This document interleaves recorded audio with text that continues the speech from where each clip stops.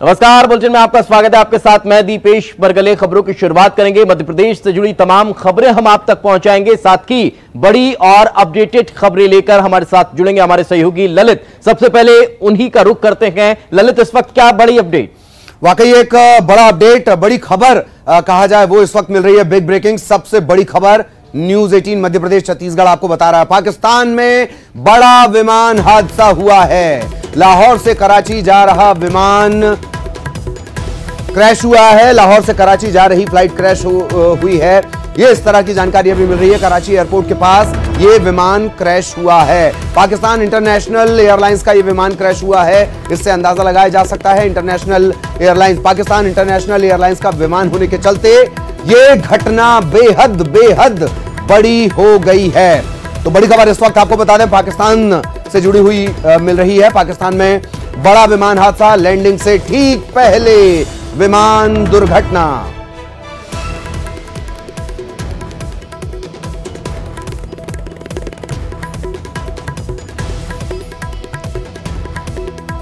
तो ये जो तस्वीरें इस वक्त मिल रही हैं, उन तस्वीरों को देखकर आप अंदाजा लगा सकते हैं। तस्वीरें आप मेरे पीछे भी इस वक्त देख रहे हैं। इन तस्वीरों को देखकर सहज अंदाजा लगाया जा सकता है कि कितनी बड़ी ये प्लेन दुर्घटना है। और मैं बार बार जैसे जिक्र कर रहा हूं, चूंकि इंटरनेशनल फ्लाइट का जिक्र आ रहा है, तो ये भी अपने आप में पूरी विश्व बिरादरी के लिहाज से बहुत बड़ी घटना है। पाकिस्तान में बड़ा विमान हादसा हुआ है और लैंडिंग के वक्त यह क्रैश हुआ है। क्या कोई तकनीकी दिक्कत थी? खैर, ये तमाम तरह के सवाल हैं, लेकिन इस वक्त शैलेंद्र वांगू साहब, हमारे नेशनल एडिटर, वो हमारे साथ जुड़े हुए हैं। Shailendra ji, international flight crash हुई है, कितना बड़ा यह घटनाक्रम है और क्या कुछ अपडेट हमारे दर्शकों के लिए?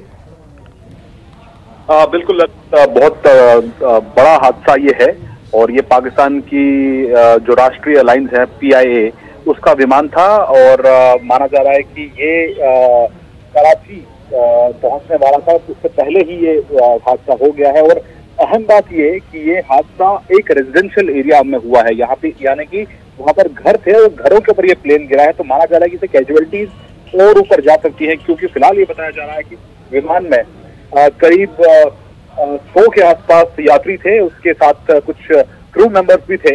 लेकिन अभी हादसे के कारण क्या है, क्यों ये हादसा हुआ, किन हालात में हादसा हुआ, ये अब तक जानकारी नहीं मिल पाई है। लेकिन फिलहाल ये जानकारी मिल रही है कि ये जो है लाहौर से कराची जा रहा था और ये जिन्ना इंटरनेशनल एयरपोर्ट से पहले ही कराची में एक मॉडल कॉलोनी है एयरपोर्ट के पास, उस मॉडल कॉलोनी के ऊपर ये विमान गिरा है। कारण क्या है ये साफ नहीं है, कैजुअलिटीज कितनी ये साफ नहीं है। फिलहाल अभी रेस्क्यू ऑपरेशन वहां पर अभी चल रहा है, लेकिन माना जा रहा है कि इसमें बड़े आंकड़े में लोगों की जानें जा सकती है। जी, चलिए, बहुत बहुत शुक्रिया इस तमाम जानकारी के लिए। लेकिन शैलेंद्र वांगू साहब, हमारे नेशनल एडिटर, जो उन्होंने जानकारी दी है, बहुत बड़े हादसे की तरफ इशारा है। उनकी दी हुई जानकारी के मुताबिक तकरीबन 100 लोग इसमें सवार थे। इसके अलावा जब भी रिहायशी इलाके में गिरता है विमान, दुर्घटना बेहद बड़ी हो जाती है। ये रिहायशी इलाका है, एयरपोर्ट के पास का रिहायशी इलाका है जहां पर यह विमान गिरा है और 100 लोग इसमें सवार बताए जा रहे हैं। इंटरनेशनल फ्लाइट चूंकि ये थी, पाकिस्तान की थी, पर इंटरनेशनल क्लास की ये फ्लाइट है और यही वजह है कि पूरी दुनिया की निगाहें इस हादसे पर जमेंगी।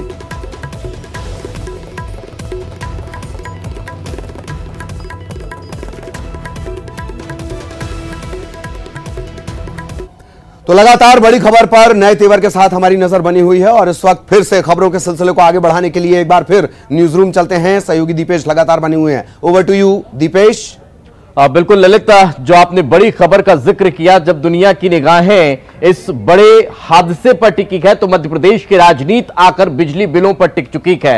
यहां पर बिजली बिलों को माफ करने को लेकर सियासत तेज हो चुकी है। पूर्व मुख्यमंत्री कमलनाथ ने ट्वीट कर मध्य प्रदेश सरकार से ये अपील की है और ये ट्वीट के जरिए उन्होंने ये कहा है कि कम से कम 3 महीने का बिजली बिल माफ करना चाहिए। उद्योगों को भी बिजली बिल में राहत देने की मांग उन्होंने की है। उन्होंने ट्वीट कर फिक्स चार्ज से लेकर न्यूनतम यूनिट चार्ज, लाइन लॉस जो चार्ज है, उसके अलावा दूसरे चार्ज में छूट देने की मांग की है। वहीं पूर्व मंत्री PC शर्मा ने भी सरकार पर निशाना साधते हुए कहा कि न तो लोगों को बिजली सही ढंग से मिल रही है न उद्योगों को। ऐसे में सरकार क्या कर रही है ये बताना चाहिए। वहीं श्रमिक मजदूरों के पैदल लौटने पर भी सरकार को घेरने का काम किया गया है। 1700-2700 आ रहे हैं बगैर रीडिंग के। इस पीरियड में, लॉकडाउन के पीरियड में 2 महीने से किसी का कोई काम नहीं है, पैसे हैं नहीं, लेकिन बिजली के बिल उनके बड़े बड़े आ रहे हैं।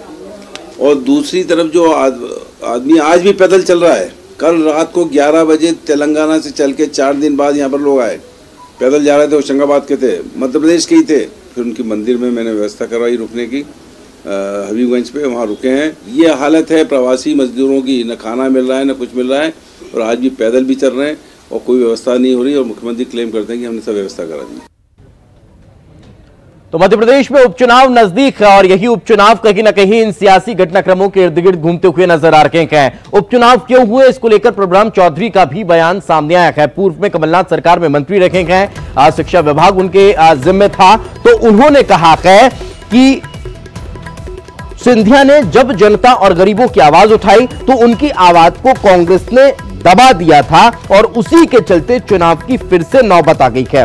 उपचुनाव में जनता कांग्रेस को इसका जवाब जरूर देगी।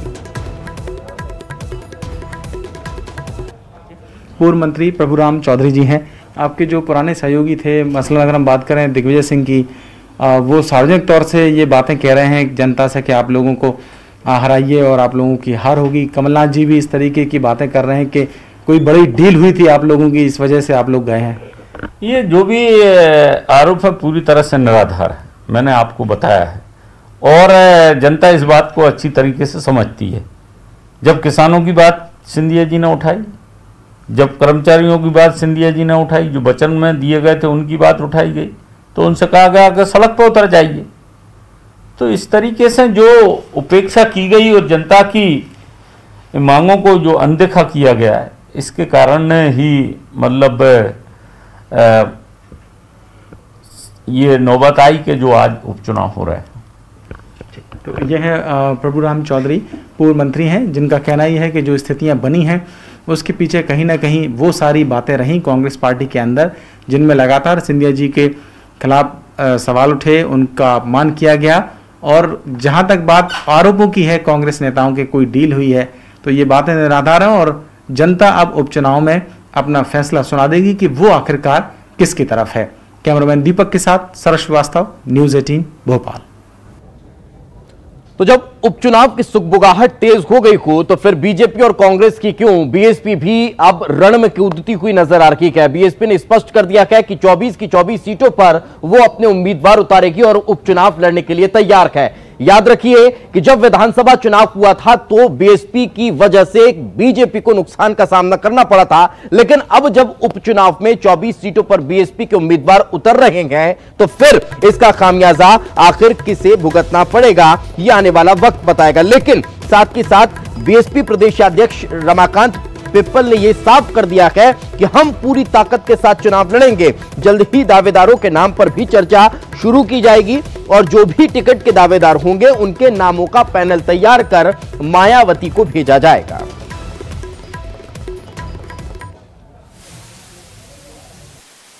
बहन मायावती जी ने ये तय किया है कि बहुजन समाज पार्टी प्रदेश में होने वाले सभी उपचुनावों में हिस्सा लेगी और पूरी दमखम के साथ लड़ेगी और पार्टी के पास सभी सीटों पर अच्छे प्रत्याशी हैं और निश्चित तौर पर अपनी अच्छी उपस्थिति बहुजन समाज पार्टी आगामी उपचुनाव में दर्ज कराएगी।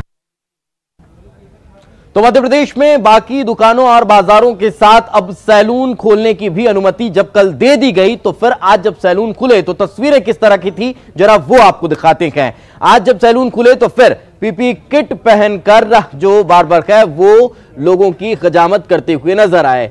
ये तस्वीरें आप देखिए, ये तस्वीर देखकर आपको बड़ा सुकून महसूस हो रहा होगा कि अब आप सुरक्षित अपने सैलून जाकर बाल कटवा सकते हैं, दाढ़ी बनवा सकते हैं, मेकओवर करवा सकते हैं, जो आपका लंबे समय से कहीं ना कहीं पेंडिंग चल रहा था। मगर सरकार के गाइडलाइंस के उनका पालन आपको करना होगा और वो यहां पर ये सैलून संचालक करते हुए नजर आ भी रहे हैं। में इंसानों को सबसे ज्यादा जरूरत पड़ रही है हेयर कटिंग की। अब प्रशासन हेयर कटिंग को लेकर भी कहीं ना कहीं नियम बना चुका है और जो लोग हैं काफी परेशान हो चुके हैं, क्योंकि 2 महीने से उनके हेयर्स ग्रो कर चुके हैं और लॉकडाउन के चलते हेयर की जो शॉप्स हैं, कटिंग की सैलून है, बंद है, कि जो हेयर ग्रो हो गए थे काफी अब कटवा रहे हैं। क्या लग रहा है आपको? सर जी मेरे बहुत बड़े हेयर हो गए थे, मैं बहुत परेशानी में था, तो मुझे लग रहा था कि यार मेरे को सैलून की जरूरत है। मेरे को करीब 2.5 महीने हो चुके थे, मेरे हेयर बहुत बढ़ गए थे। तो मैंने सर से पूछा, मैंने कहा सर आपका सैलून चालू है? उन्होंने बोला हाँ, मैं आ गया आज। आप तो किस तरह से पूरे तैयार होकर काम कर रहे हैं? जी पूरी किट पहन के, अपनी सेफ्टी भी है और साथ में क्लाइंट की सेफ्टी भी है, और प्रॉपर ये चीजें करना ही पड़ेंगी, अब जरूरी भी है बहुत ज्यादा। देख सकते हैं किस तरीके से हमने यहाँ पे केबिन में डिवाइड किए हुए हैं। ये इस तरीके से जैसे हमने ये केबिन बनाया जिसमें सिर्फ एक टाइम में सिंगल कस्टमर को अटेंड किया जाएगा।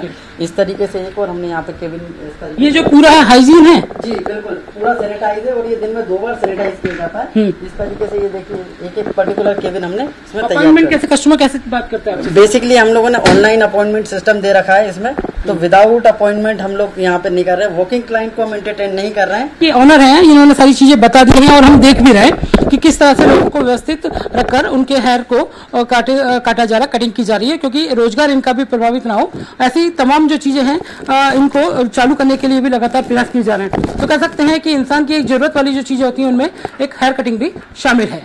कैमरा पर्सन संजय नामदेव के साथ जितेंद्र शर्मा, न्यूज 18 भोपाल। और चलिए अब एक ऐसी खबर का रुख करते हैं जो थोड़ी सी आपको निराश करेगी, या फिर ये कह लें कि थोड़ी सी दुख भरी ये खबर है, क्योंकि इंदौर में एक और डॉक्टर की कोरोना की वजह से जान चली गई है। बेहद दुखद खबर है। आपको बता दें कि जाने माने फिजिशियन है डॉक्टर बीके शर्मा, जिन्होंने चोइथराम अस्पताल में दम तोड़ दिया। शहर के ये तीसरे डॉक्टर हैं जिनकी कोरोना की वजह से जान चली गई है। इससे पहले डॉक्टर शत्रुघ्न पंजवानी और डॉक्टर ओम प्रकाश चौहान कोरोना से अपनी जान गंवा चुके हैं। शहर में 76 नए पॉजिटिव मरीज सामने आ चुके हैं और अब तक कुल पॉजिटिव मरीजों की संख्या 2850 पहुंच चुकी है। तो वहीं 109 लोगों की जान भी जा चुकी है।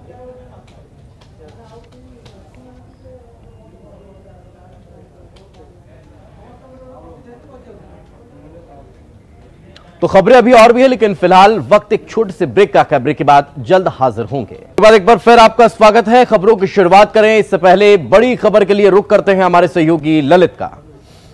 वाकई दीपेश, और इस वक्त सबसे बड़ी खबर आ रही है न सिर्फ सियासत के लिहाज से बल्कि कई सबक देने वाली खबर। जबलपुर से यह बड़ी खबर मिल रही है। हाईकोर्ट में शोभा ओझा के मामले पर सुनवाई हुई है। यह मामला राज्य महिला आयोग के अध्यक्ष पद से जुड़ा हुआ है। अध्यक्ष पद से हटाई गई थी ओझा और हाईकोर्ट ने दिए हैं यथास्थिति बनाए रखने के निर्देश। फैसले तक अध्यक्ष पद पर नई नियुक्ति नहीं होगी, यह साफ कहा है हाईकोर्ट ने। कमलनाथ ने शोभा ओझा को महिला आयोग का अध्यक्ष बनाया था। शिवराज सरकार ने 24 मार्च को ही आदेश दिए थे, नियुक्ति रद्द करने के आदेश जारी कर दिए थे। इसके बाद एक याचिका लगाई गई। और भी पद हैं, और भी कई ऐसे पद हैं जिन्हें लेकर याचिका लगाई गई है। उन पर भी अदालत की तरफ से कहा गया है फिलहाल रुको। शोभा ओझा ने यह तर्क दिया, एक दलील दी है कि राजनीतिक मकसद से ये नियुक्ति रद्द की गई है।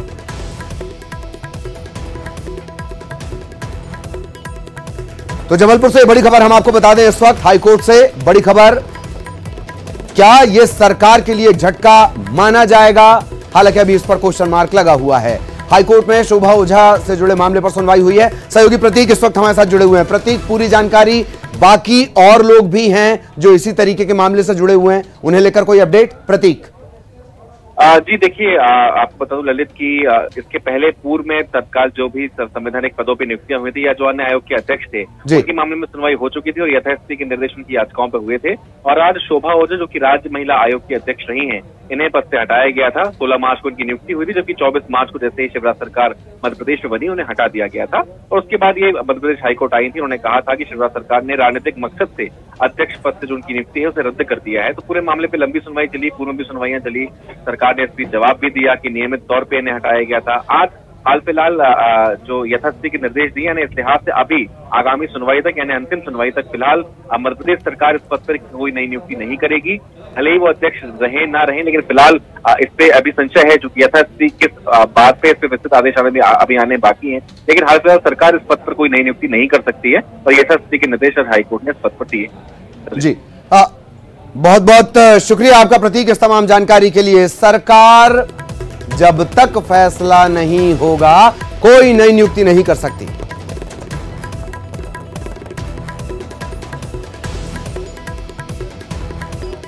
तो तमाम बड़ी खबरों पर खास नजर बनी हुई है और एक बार फिर न्यूज रूम का रुख करेंगे। सहयोगी दीपेश लगातार खबरों से आपको अपडेट करवा रहे हैं। Over to you Dipesh. बिल्कुल ललित, अगली खबर का जिक्र कर लेते हैं, दर्शकों को बताते हैं। ग्वालियर से यह खबर है जहां पर एक महिला जनप्रतिनिधि ने एसडीएम के साथ अभद्रता की है, बदतमीजी की है, बातचीत इन दोनों के बीच हुई है और इसमें कुछ इस तरह की बातचीत हुई है जो कहीं ना कहीं अभद्र कही जा रही है, बदतमीजी भरी बातचीत कही जा रही है। दरअसल मोहनगढ़ में बने हुए क्वारंटीन सेंटर में भेजे गए खाने में कीड़े निकलने के बाद ये जो बातचीत हुई थी उसको लेकर विवाद होता नजर आता है। हेलो हेलो, हाँ बोले। हाँ सर, मैं गोंदा से जनपद सदस्य बोल रही हूँ। उस जो 11 आदमी वहाँ भेजे हैं मोहनगढ़ में क्वारंटाइन के लिए, उनके खाने में सर कीड़े निकल रहे हैं। तो आप अपने घर से भेज दो, कीड़े निकल रहे हैं। इस टाइप की बात न करना ठीक नहीं है, समझे ना? नहीं तो सर वो कीड़ों का खाना नहीं खाएंगे ये। हाँ तो अपने घर से भेजिए, सीधी सी बात है। कोई वहाँ ठेका नहीं ले रखा, ठीक है? अच्छा, घर से भेजो खाना। घर से भेज दो, ठीक है सर।